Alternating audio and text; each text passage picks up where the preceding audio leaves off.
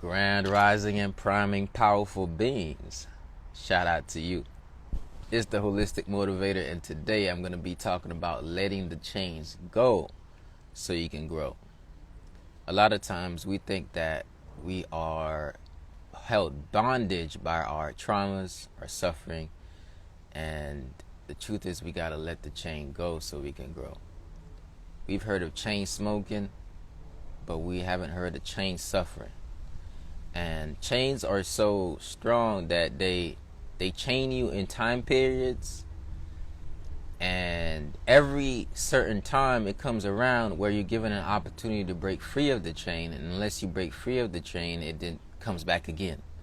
So at some point we gotta let the chain go so we can grow. So yesterday I was just giving a speech, and that came in my spirit, and I realized that sometimes we try to do so much work where it's not the work that needs to be done as much as it's the slavery that needs to be stopped. It's not the work that needs to be done. Now, there's work to be done, by the way, is deciding that I'm going to stop enslaving myself, right?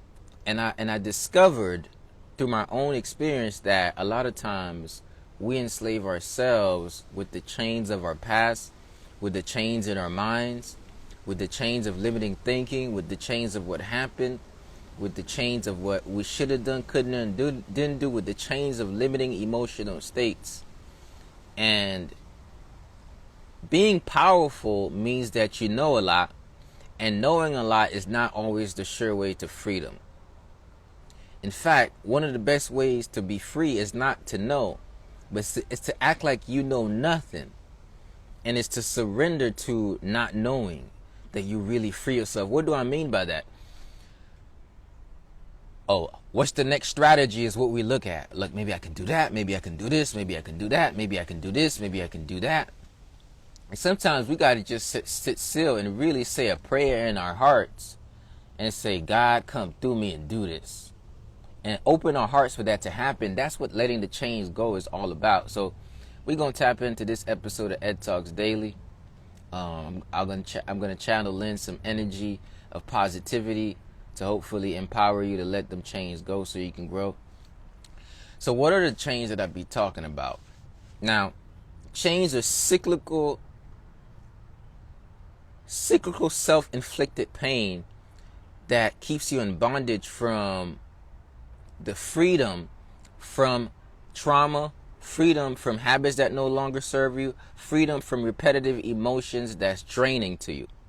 So cyclical chains happen because we keep living the same cycles over and over and over again. And then we created a cable that bounded it together. We're going to go back a little bit. This is a podcast, which means it's going to evolve up until the point where all of this is going to make sense. There's something in your way called neural pathways. And they say that neurons that fire together wired together. And when those neurons fire together and wire together, they create chains that become habits. And as those habits loops creates temperaments, those temperaments create personalities. These personalities start saying this becomes personal realities. And these personal realities then dictate the way you see life and what you believe that's available for you. So basically, how you feel over time becomes hardwired in your brain, and it creates a chain. And the more you repeat those behaviors, the more the cable is bounded together. Neurons that fire together wire together.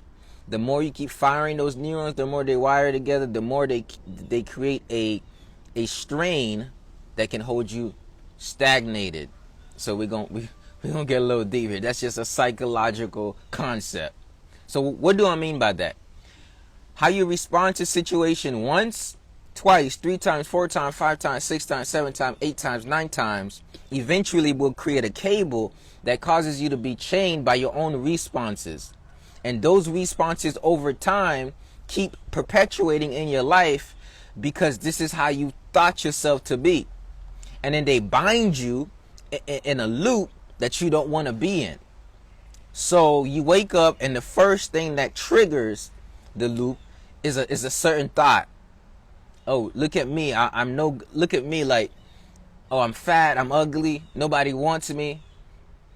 And these thoughts perpetuate in our mind. Right? The ways of thinking becomes the way that we feel. The ways of feeling then becomes the way that we act. The way that we act then becomes a constant thread that we keep putting together over and over and over and over again, that drowns out how we can actually be.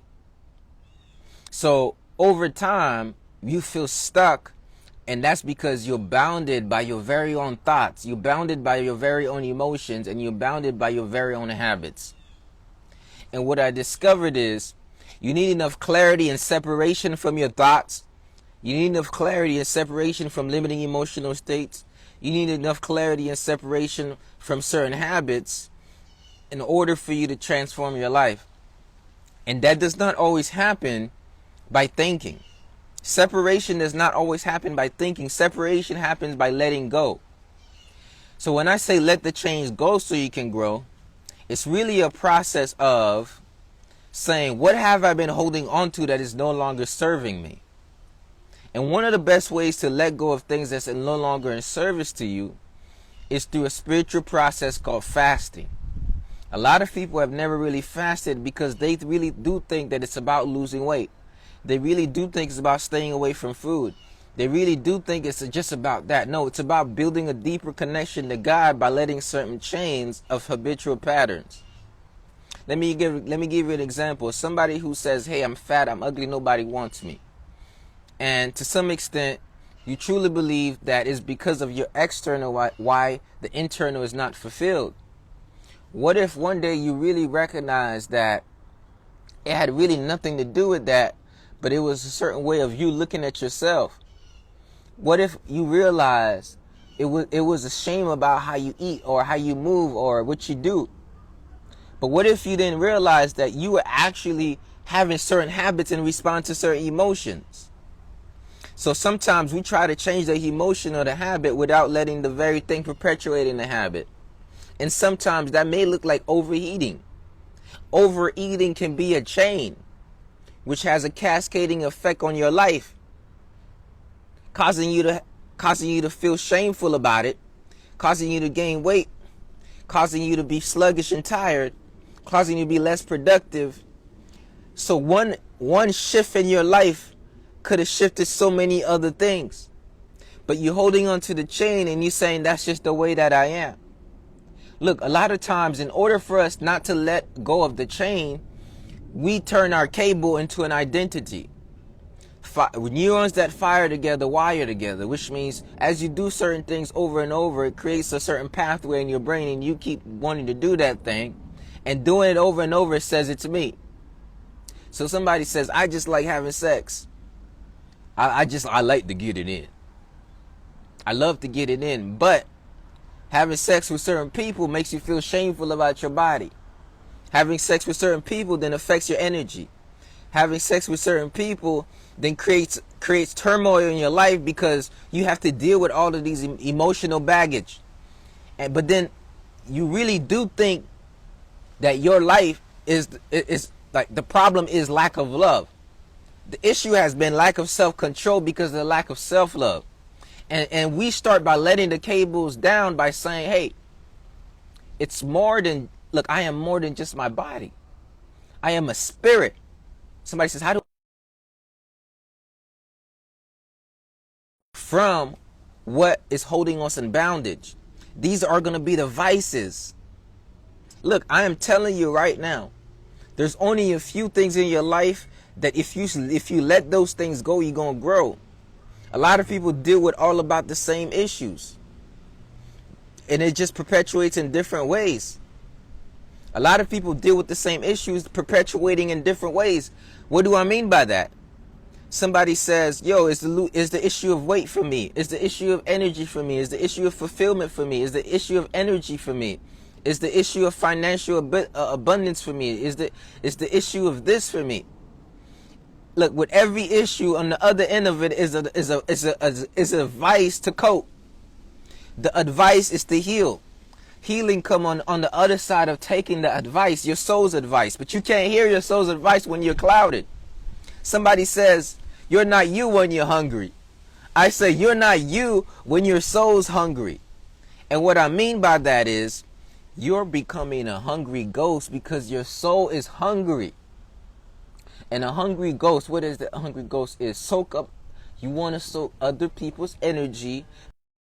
They want to soak some other people's energy, and other people are soaking your energy because they're desiring something, and they're not seeing you, and you're falling prey to their hungry ghosts because there is something in you that you didn't deal with. This is a difficult conversation to have, but once you must have it. And on the other side of it is a transformation that's beyond any other. Many people just say, look, in effort to justify our vices, we turn it into something that's our strength.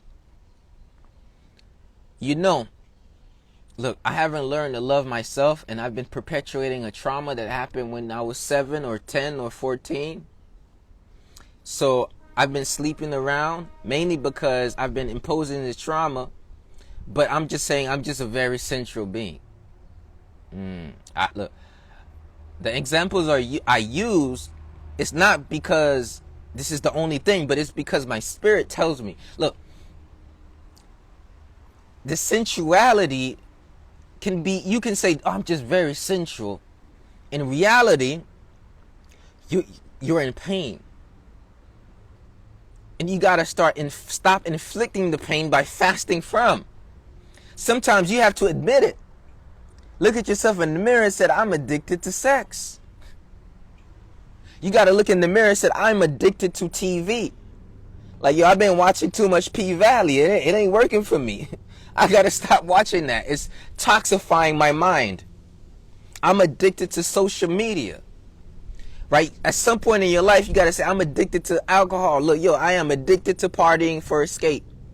I am addicted to shopping.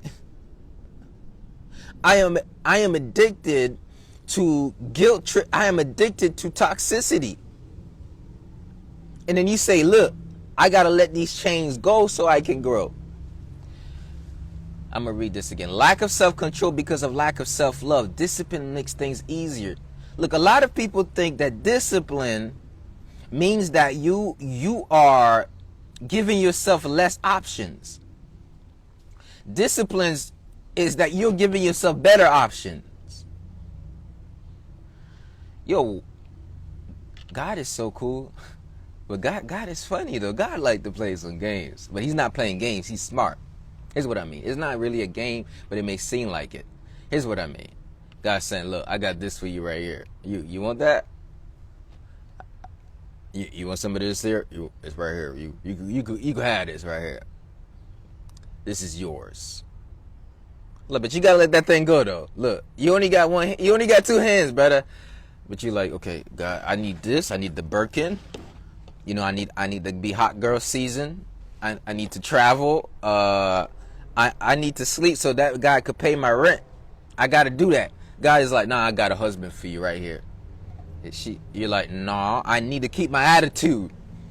I gotta put these men in their place, man. I need to keep my attitude. This is me. Now I'm sassy like that. This is me. I can't change that. This man. That's so. Look, God, I ain't changing that for nobody. Or I am mad. So God said, look, you want a man, you gotta be a little bit more feminine. You probably been hearing that a lot. You're like, nah, I'm a INDPD. NT, you know. Look. At some point, you gotta let something go so I can grow. Not because of morality that this is so horrible, but because you only have so much time available. Sometimes you gotta let a drug go, not because the drug is so horrible, but because you broke. Okay, let's get the comment. You gotta stop buying bottles, not just because it's messing your liver up. You can't afford it. And you're like, yo, I am struggling. I can't pay my bills. You're like, I don't know what to do about that situation. You're like, yo, I've been stuck here all day. I need to do more with my life. God is saying, bro, if you just saved your money, you could probably get out of this rut.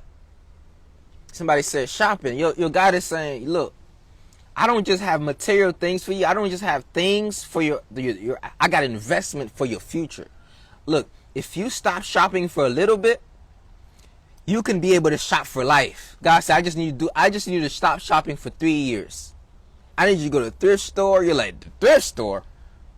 The thrift store? I need to get $5. Some people, look, I need you to start practicing getting your $15 shoes if that thing look good. I used to worry about name brand stuff.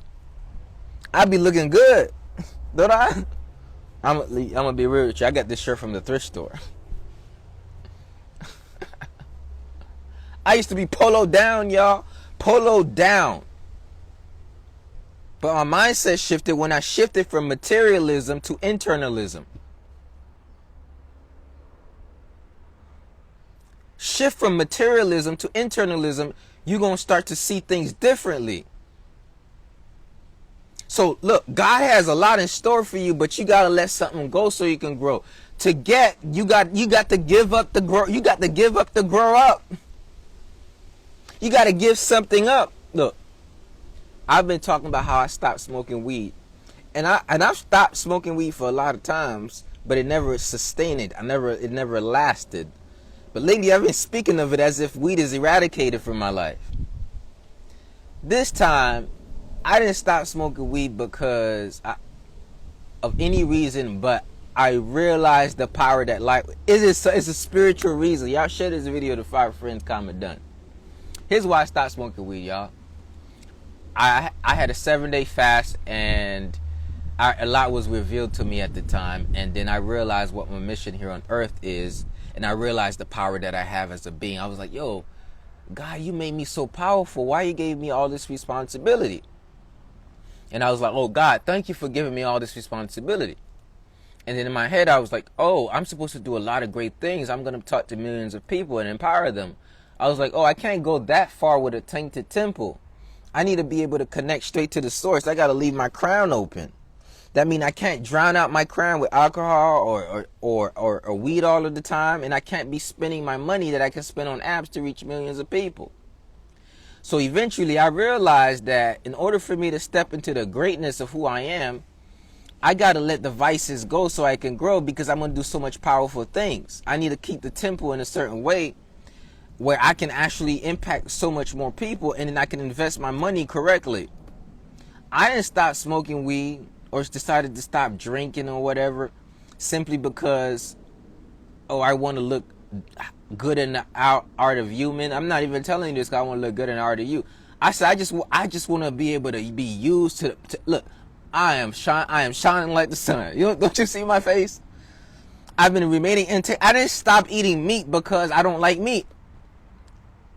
I stopped eating meat because I like me. I stopped eating meat not because, oh, it's so horrible. I stopped eating meat because I realized how much more greater I can be without it. I stopped eating meat because I said, oh, yo, the prophets that came before me, they kept their temple in a certain way.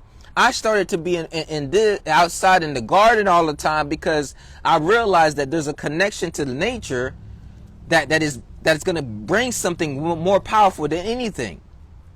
Now I'm getting to the point where I'm stopping to watch certain shows. I'm not getting on certain shows no more. Yo, somebody said, yo, you gonna watch that show? Nah, I ain't watching that. I ain't watching those type of shows no more. Oh, I ain't listening to that type of music anymore. Cause look, I don't want to I want to listen to something that's gonna feed my soul. You know, I'm not going to no strip club no more. I like big booties, and I cannot lie. I like big booties. But I'm not going to soak in none of that energy no more. I am not perfect. But I have decided that there is more to life than my vices. There's more to life than my wants. There's what I want. There's what my soul needs. I'm just in this season of my life. Let's say this together with me.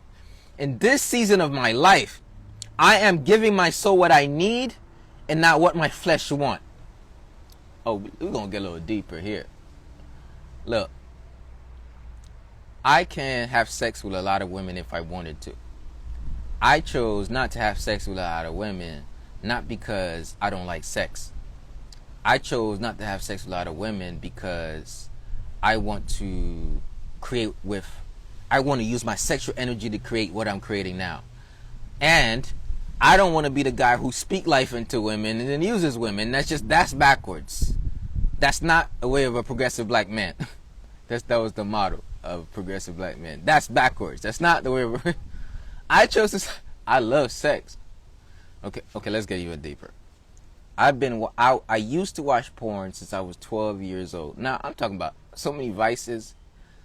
I'm in a season where I am letting my testimony is not for my praise, and it's not for my shame. It's for the freedom of what I was here to deliver, and I'm gonna keep doing it continuously because that's what I was brought here to do, and there's nothing else more than to do this. Last 2 weeks I've stopped watching porn. I don't masturbate. Very weird stuff to say. Very weird stuff to say. The reason why I stopped watching porn and don't masturbate is because that's a waste of my energy. Plus, these people who create these things, they got an agenda. They're affecting your subconscious mind. They're literally soaking. They're hungry ghosts soaking for your spirit and your soul, and they're planting seeds in your mind of infidelity, creating desires in your heart that you didn't have, that you wasn't brought up with. And when you go on those porn sites, you see weird titles, and you're like, I don't even want to click this title right here. I'm telling you. And what I'm saying for you is, this is not on a question of morality. This is a question of your own vitality. This is for the protection of your temple. This is for the enlightenment of you. And if you let darkness come into your temple, you're gonna be filled with darkness. Look, the eyes is a special place. The ears is a special place. Your senses are important.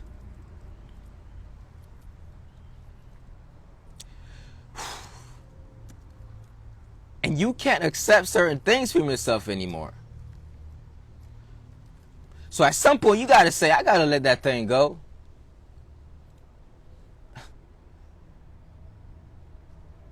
Look, they are vampire energy, and they've been training you since you was a kid.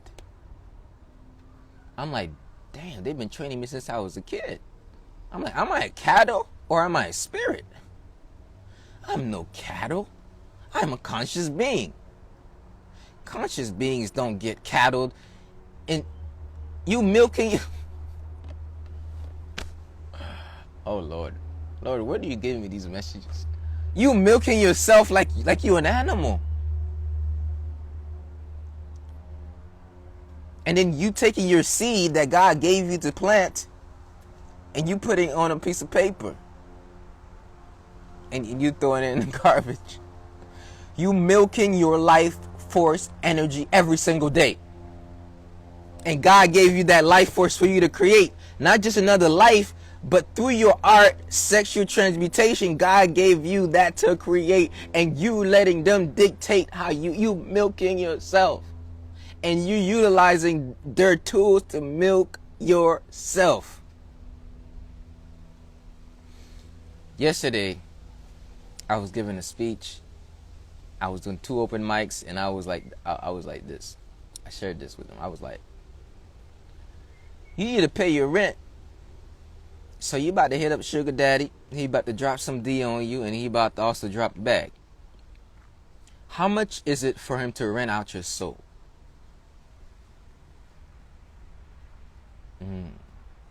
Look, I'd rather for you to be homeless physically than for your spirit to be homeless because you're not in touch with your own soul.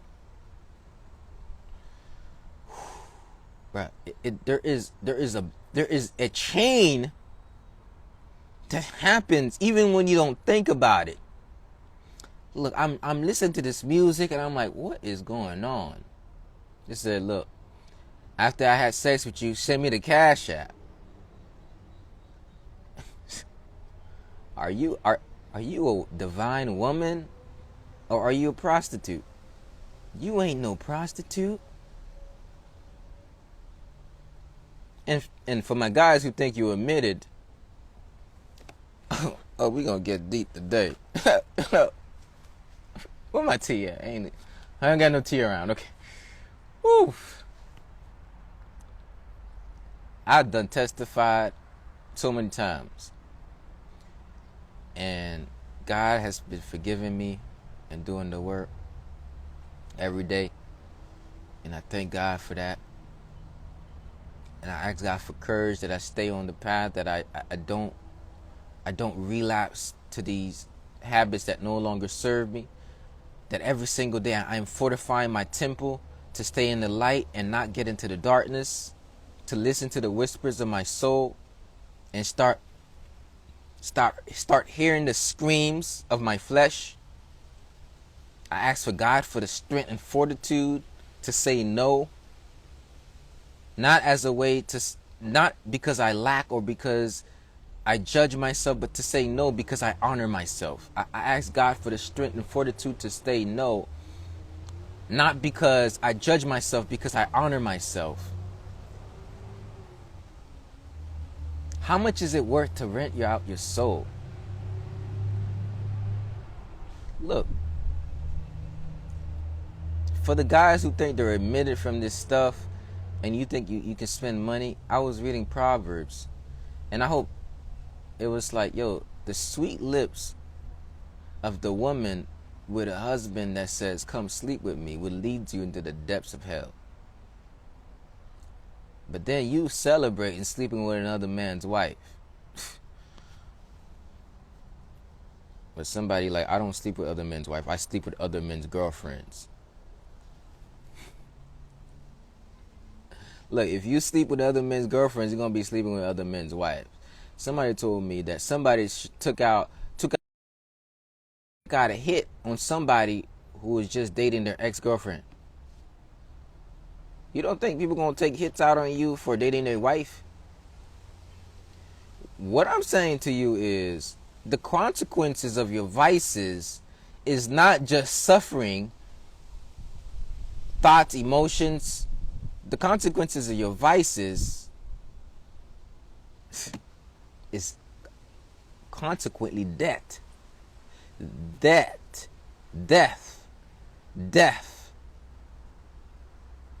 You can die because of those vices. You're like, you know what? It's just food. Did you know that you can eat yourself to the graveyard? Gluttony. You're like, yo, it's just a little slumber. Did you know you could slumber your way into poverty? And then poverty leads into depression. Depression leads into other things till you feel like I can't do it anymore. Look, if you don't take control of your vices now, those vices going to take control of you. You can lose yourself with those vices. And God is not going to give you what He has in store for you because you can't handle it.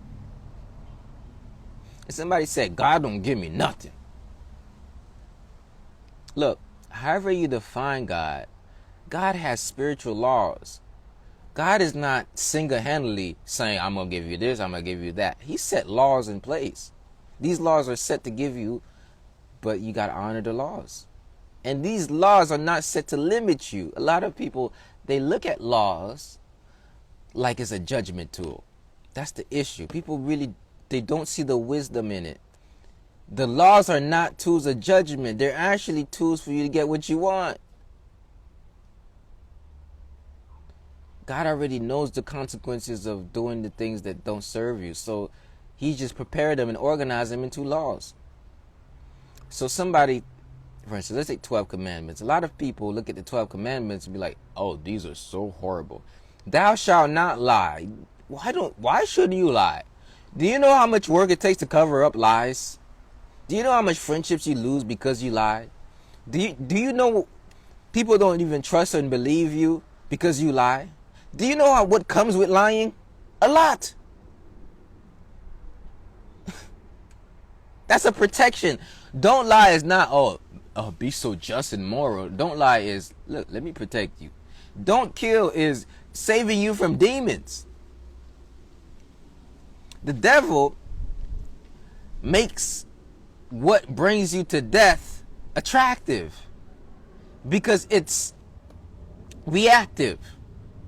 So anger sparks up and you say, I'm gonna shoot that nigga. Devil says, do it now. He doesn't deserve to live. Look, it would have taken you probably 24 hours to let that anger go and move on. But now that you got a body, you got 24 years and the body's still walking around with you. And you're like, dang, I didn't even like this mofo. Now I got this person in my soul. How much is your soul worth? Is it worth killing somebody? I'm not even talking about going to hell. I'm talking about experiencing hell here on earth. You're like, you know what? I got some, I'm gonna sleep with this girl's husband. How much is it worth? Yo, it's not about, look, I look at sins not on the question of morality, right or wrong. God puts wisdom in. He just puts steps so that way you just know exactly what to do, what not to do. Because it's much easier to know, okay, let me not do that, do that, do that, and do that. It's just so much easier. Look, once you step into the wisdom, you automatically lose the desire to do certain things. But God knows that wisdom takes time. When you get to wisdom, you don't look at the list of what not to do. You automatically don't want to do them. You're not even attracted to them. That's what wisdom brings, but you don't step right into wisdom. So God puts steps first, and then you have to educate yourself over time with the word.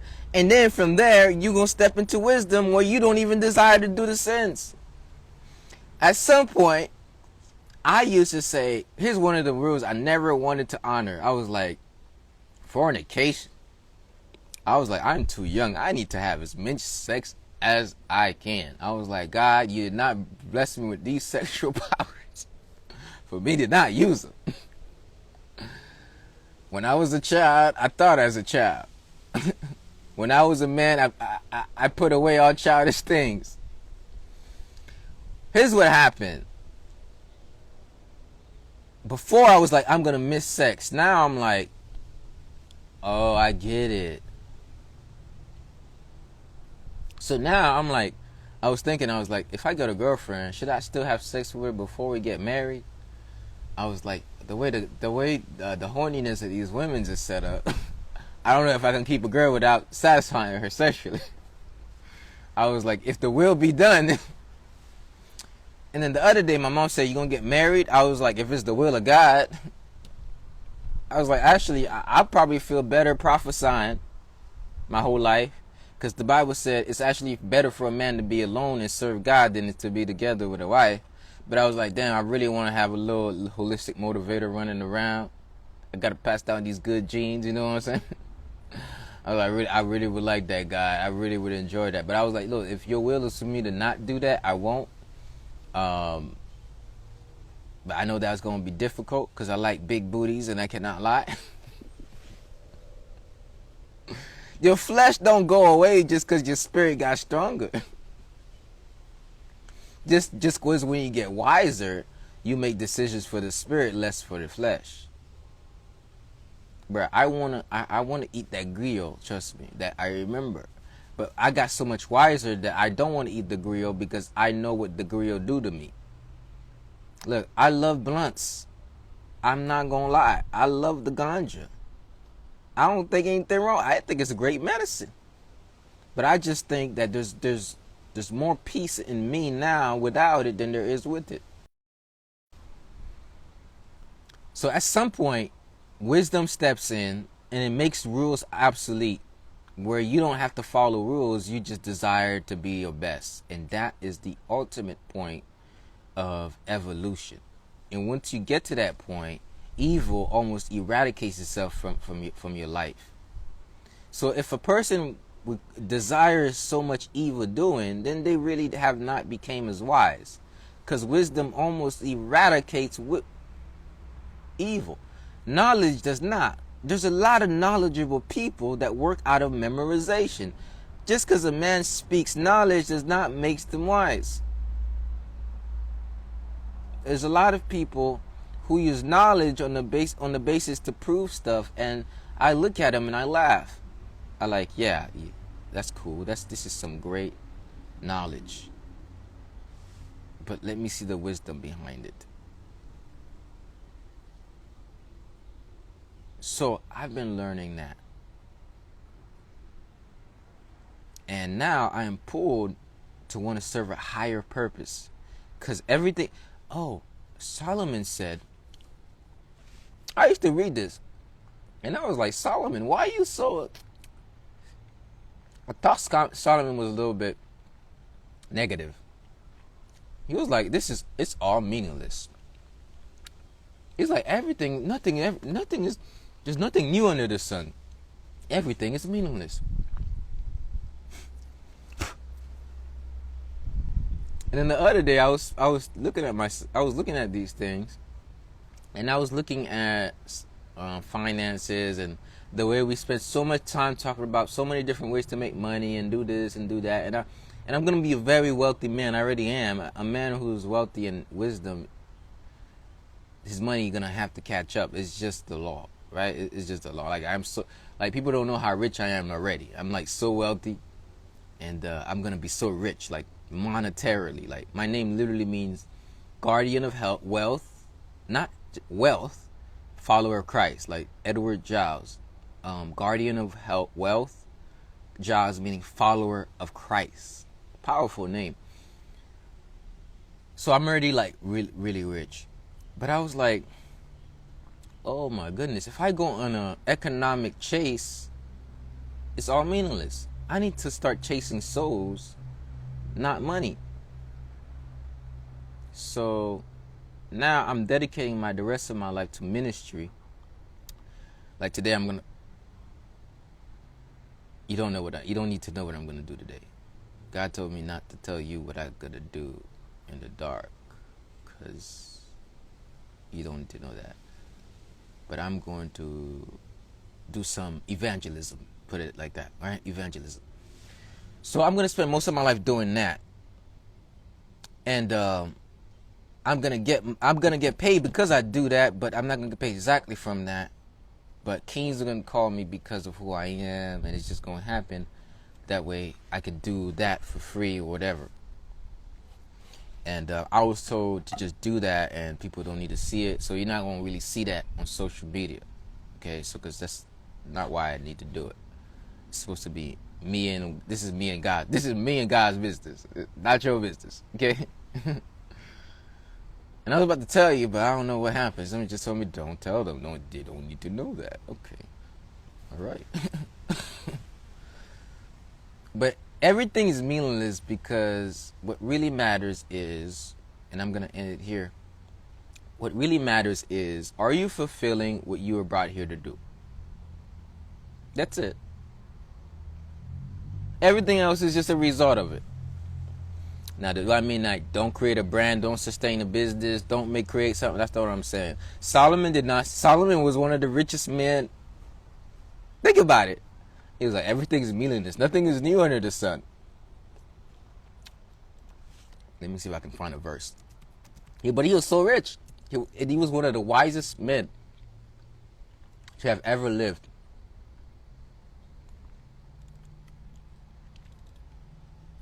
I'm going to read what Brianna said.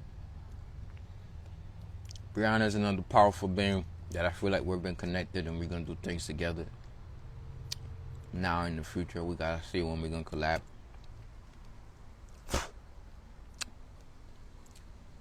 So, I'm going to read this. I've been told lately to start to share the gospel without apology, because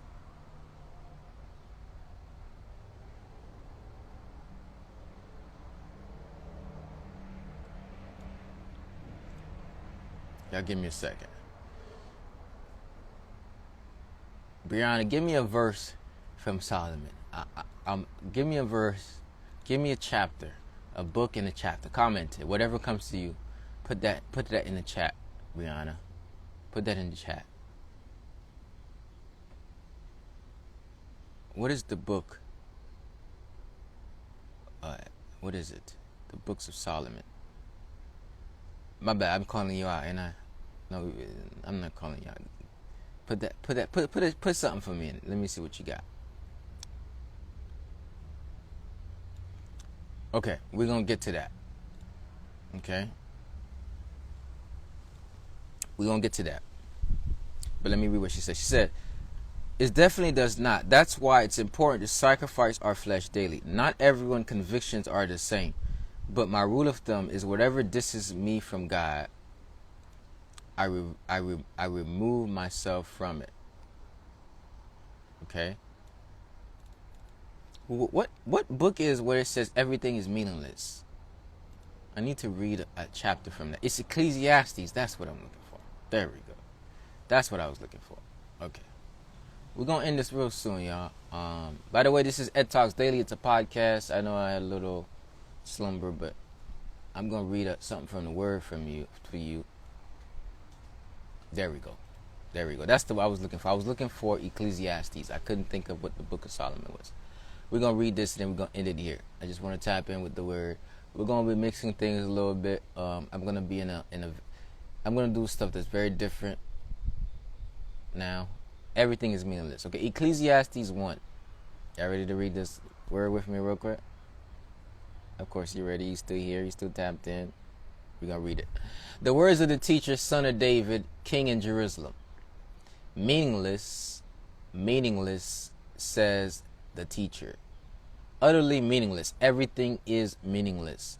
What do people gain from all their labors at which they toil under the sun? Generations come and generations go, but the earth remains forever.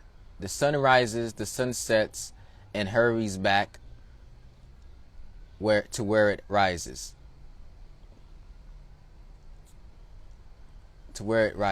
The wind blows to the south and turns to the north. Round and round it goes, ever returning on its course. All streams flow into the sea, yet the sea is never full. To the place streams come, where they return again. All things are wearisome, more than one can say. The eye never has enough of seeing, nor the ear its fill of hearing. What has been will be again. What has been done will be done again. There is nothing new under the sun. Is there anything which one can say, look, this is something new? It was here already, long time ago. It was here before our time. No one remembers the former generations, and even those yet to come will not be remembered by yet those followed by them. Wisdom is meaningless. I, the teacher, was king over Israel and Jerusalem. I applied my mind to study and to explore all wisdom that is done under the heavens. What a heavy burden has laid on mankind. I have seen the things that are done under the sun. All of them are meaningless, a chasing after the wind. What is crooked cannot be straightened. What is lacking cannot be counted. I said to myself, look, I have increased in wisdom more than anyone who has ruled over Jerusalem before me. I have experienced so much wisdom and knowledge. Then I applied myself to the understanding of wisdom and also of madness and folly. But I learned that this too is chasing after the wind. For which much wisdom cuts more sorrow. The more knowledge, the more grief. Let's read this again. For with much wisdom comes much sorrow. The more knowledge, the more grief.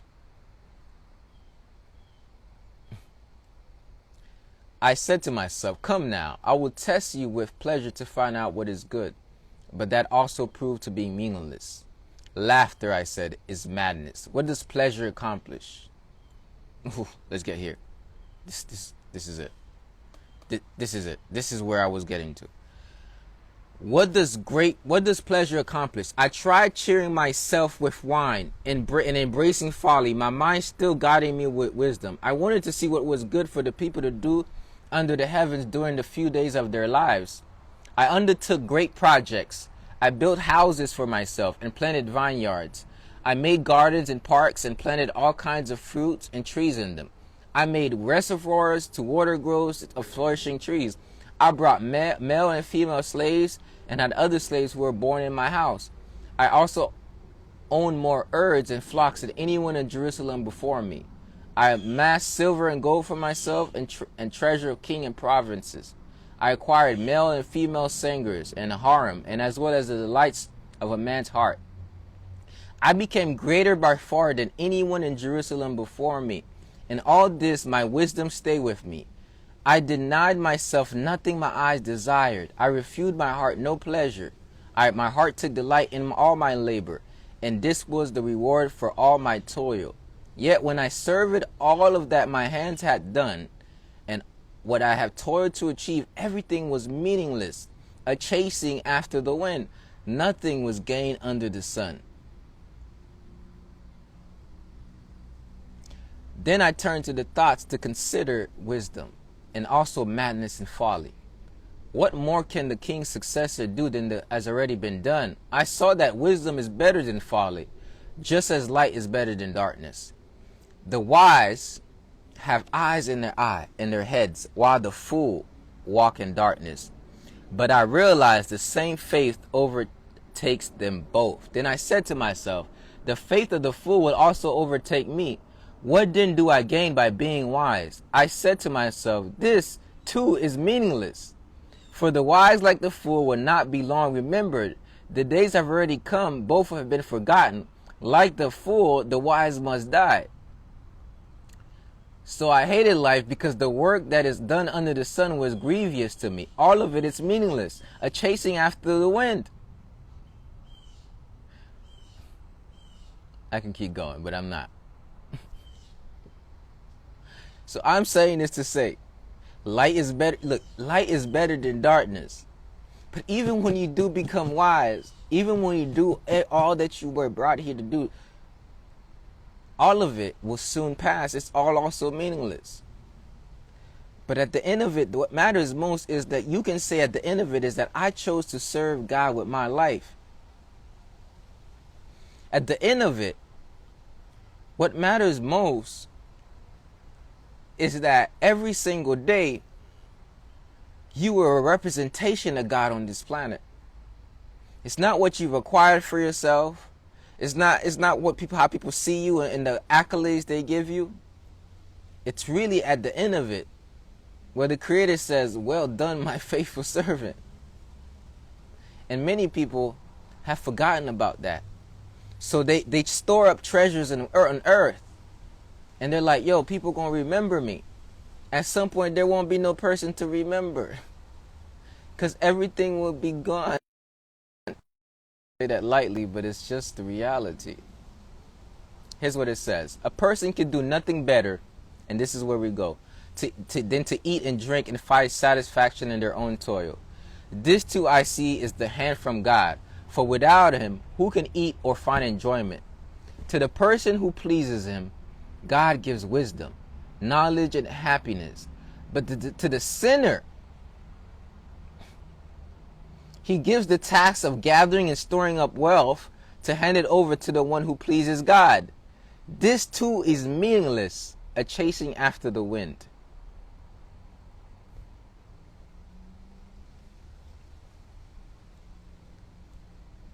I wish not to express or explain. I'm just going to speak some words of power and then I'm going to get out of here. Y'all could always listen to this. Go to edtalksdaily.com. I want to say this to you, and I just want you to repeat this after me. From this day forward,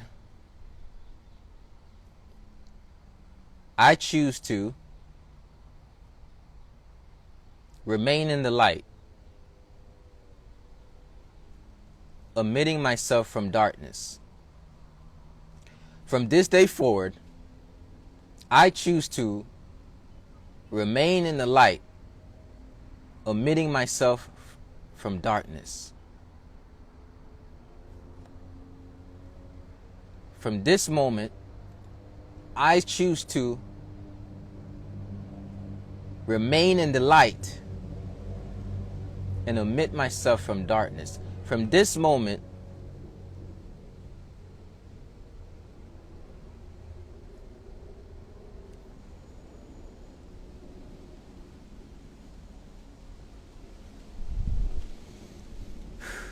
and so be it. All right, y'all. Y'all have a blessed day. Remember to let the chains go so you can grow. I'm going to put all of this in my book called Grow Through the Pain. I'm writing it as we speak. I just wrote it just now. And when it comes out, I hope that everybody go ahead and buy yourself a copy, because there is some stuff that I'm going to put in there that's going to be only in there. So I hope y'all have a blessed day. Make sure you tap into the podcast. Go to edtalksdaily.com. If this was powerful for you and you want to remain in the loop, in the circle, text me. Text EdTalks to my number, and I'm going to send you some empowering text messages. Shout out to everybody who's been in the building, who've been tapping in. So just text EdTalks to 561-510-9605. I'm going to add you to text messaging tribe. I'm going to send you some empowering text messages to keep you motivated, inspired every single day. And remember, stay blessed. Remember, you have the unlimited power in you to reveal something that is great within you. But first, you got to let the vices go. You got to let the chains go so you can grow. And remember, you must first believe that on the other side of discipline is the life that you always wanted to create. On the other side of self-control is the control of self. But first, you got to believe it in order for that to become a reality. And until that happens, the world forever miss all your gifts, all your talents, and all the great things that you have to offer. So remember, let your light shine. Don't hide it. Don't dim it. It's the Holistic Motivator. Shout out to you. Peace. You're welcome. Shout out to I Am Diamond Queen. Shout out to Coach McConnor. Shout out to Brianna. Shout out to Ava. Shout out to Karis Jefferson. Shout out to y'all.